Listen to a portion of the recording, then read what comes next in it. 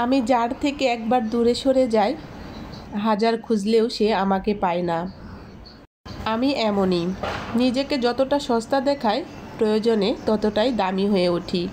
আসসালামু আলাইকুম, welcome back to my channel.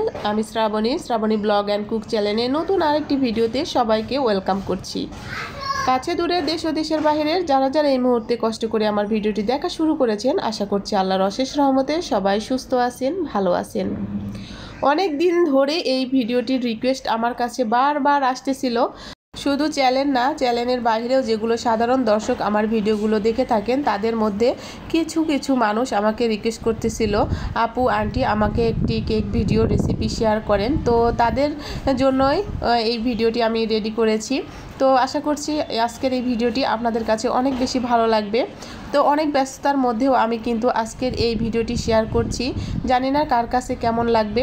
তো প্রথমে কেক বানানোর যে শুকনো উপকরণ আছে সেগুলোকে আমি পরিমাণ মতো চেলে নিচ্ছি। তো 2 কাপ আটা দিয়েছি, তারপরে দিয়েছি কোকো পাউডার, বেকিং সোডা, সামান্য একটু লবণ, বেকিং পাউডার। তো এগুলো শুকনো উপকরণ সব ভালো করে আমি এবার চেলে নেব। তো আমি আজকে 2টা ডিমের কেক তৈরি করব। তো 2টা ডিমের যে পরিমাণ উপকরণ লাগবে সেই উপকরণ আমি পরিমাণ মতো মেপে চেলে নিচ্ছি। তো আমার অনেক আপুরা কিন্তু অনেক সুন্দর কেক তৈরি করেন, আমার কিন্তু ভীষণ ভালো লাগে। কেক পছন্দ করে না এমন লোক কিন্তু খুব কম আছেন। কেক খেতে কিন্তু ভালো লাগে, কিন্তু কেক তৈরি করতে যে এত প্যারা, সেটা আসলে করলেই বোঝা যায়। তো যাই হোক, প্যারা পেরি যাই হোক, আমরা কিন্তু সংসারের কাজে ইউটিউবে যখন চলে এসেছি, প্যারা মনে হয় না। তো প্রয়োজনের তাগিদে কিংবা যেটাই হোক, আমরা কিন্তু কষ্ট হলেও সেটা করে ফেলি।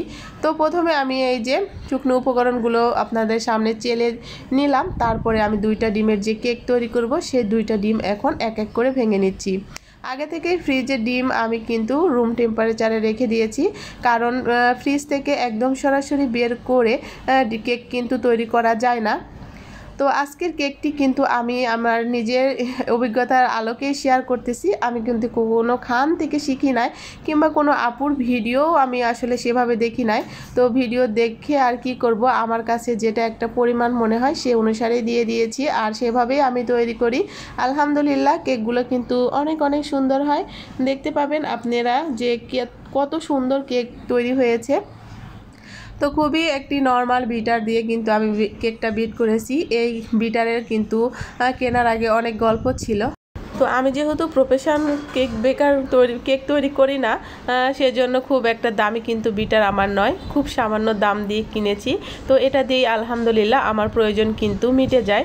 তো বাড়িতে টুকটাক কেক তৈরি করা এটা দিয়েই কিন্তু হয়ে যায়, আর আলহামদুলিল্লাহ আমি খুব ভালো রেজাল্ট পেয়েছি। তো কেক, এই যে চিনি, আমি কিন্তু ডিম আগে ভালো করে কুসুমটা গলিয়ে নিয়ে এক এক করে আমি চিনি দিয়ে আস্তে আস্তে চিনিগুলোকে গলিয়ে নিচ্ছি। পর্যায়ক্রমে এভাবে কিন্তু লো থেকে মিডিয়াম থেকে হাই এভাবে কিন্তু করে আমি কিন্তু এই ব্যাটারটা রেডি করে নিচ্ছি। তো এক পর্যায়ে কিন্তু এমন একটি ঘনত্বে চলে আসবে, তো তখন বুঝতে পারবেন যে আপনার কেকের ব্যাটারটা কিন্তু রেডি হয়ে গেছে। আমি আসলে সাজিয়ে গুছিয়ে আপনাদের মাঝে রেসিপি আপুদের মতো বলতে পারছি না। তো এই যে এরকম যখন হবে তখন বুঝে নিতে হবে যে কেকের ব্যাটার একদম রেডি। তো এখন এর ভিতরে আমি ভ্যানিলা এসেন্স দিয়ে দিব। ডিমের যে আষ্টে গন্ধ আছে সেটা যেন একদম না লাগে।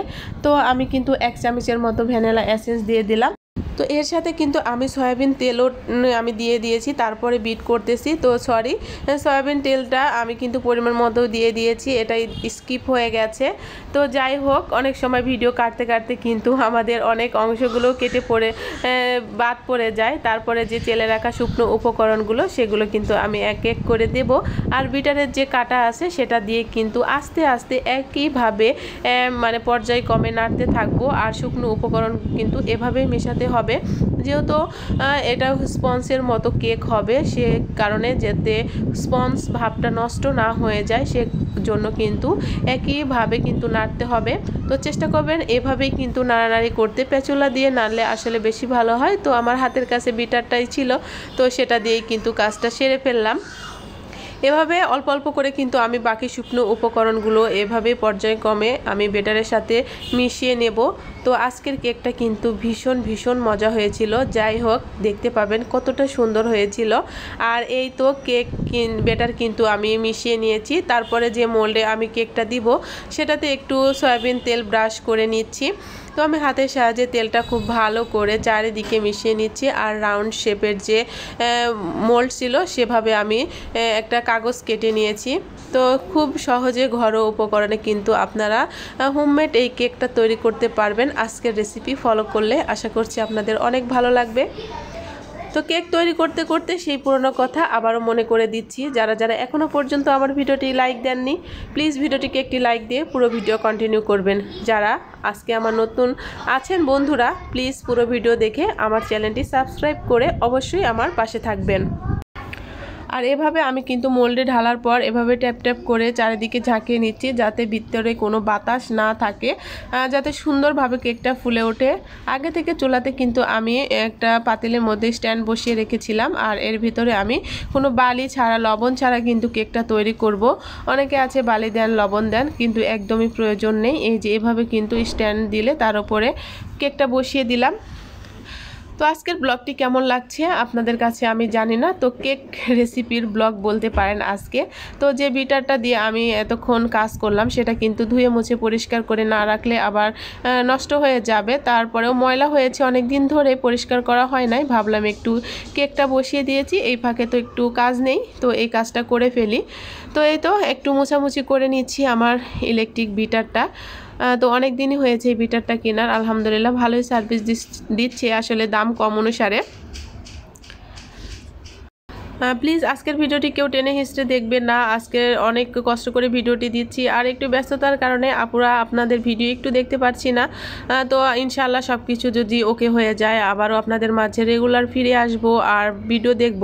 তো এই তো মোছামুছি শেষ করে এখন কিন্তু আমি প্যাকেটটাই ভরে আবার জিনিস জায়গাতে রেখে দিব।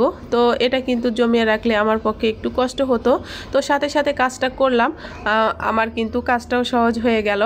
তো সামান্য একটু বুদ্ধি খাটে কিন্তু আমরা যদি মহিলা মানুষ কাজ করি তাহলে কিন্তু খুবই ভালো হয়। আর এই তো আমার কেকটা কিন্তু এখন হয়ে গেছে কিনা সেটা আমি চেক করব, সেটা হচ্ছে আপনাদের সামনেই। তো কেক কিন্তু চারিদিকে হয়ে গেছে, মাঝখানে সামান্য একটু বাদ আছে। এই তো সামান্য একটু কিন্তু হয়ে গেলে কিন্তু আমার কেকটা হয়ে যাবে। চারি সাইডে কিন্তু আমার একদম পিকটা একদম ক্লিয়ার এসেছে। তো আমি কিন্তু আর একটু রাখবো। তো আমি কিন্তু অফ ক্যামেরায় আর একটু রেখে তারপর কেকটা কিন্তু নামিয়ে নিয়েছিলাম। আর এই যে ফাইনালি আমার কিন্তু কেকটা হয়ে গেছে। আমি এখন মোল্ড আউট করব। আমি কিন্তু ঠান্ডা করে আপনাদের সামনে মোল্ড আউট করতেছি। তো এই তো আমার সেই চকলেট কেক। জানি না আজকের ভিডিওটি আপনাদের কাছে কেমন লাগলো, বোঝাতে পেরেছি কিনা। যাদের রিকোয়েস্ট ছিল তারা কিন্তু অবশ্যই পুরো ভিডিও দেখে কমেন্ট করবে আর আমার সঙ্গে থাকবে। আর যদি কোনো রিকোয়েস্ট থাকে অবশ্যই কমেন্ট বক্সে জানাবে। আর ভিডিও সম্পর্কে মতামত কিন্তু জানানোর জন্য কমেন্ট বক্স তো খোলাই আছে। আর এই তো এই আমাদের সুন্দর নরম তুলতুলে কেকটি কিন্তু হয়ে গেছে। আর কত পরিমাণ স্পঞ্জ কেক হয়েছে সেটা আপনাদের সামনে একটু দেখিয়ে দিচ্ছি। দেখুন একদম এত পরিমাণ স্পঞ্জ হয়েছিল, মাশাআল্লাহ মাশাআল্লাহ বলতে ভুলবেন না। আর এখন আপনাদের মাঝে একটু কেটেও দেখাবো আর আপনাদের কাছ থেকে এখানে বিদায় নিব।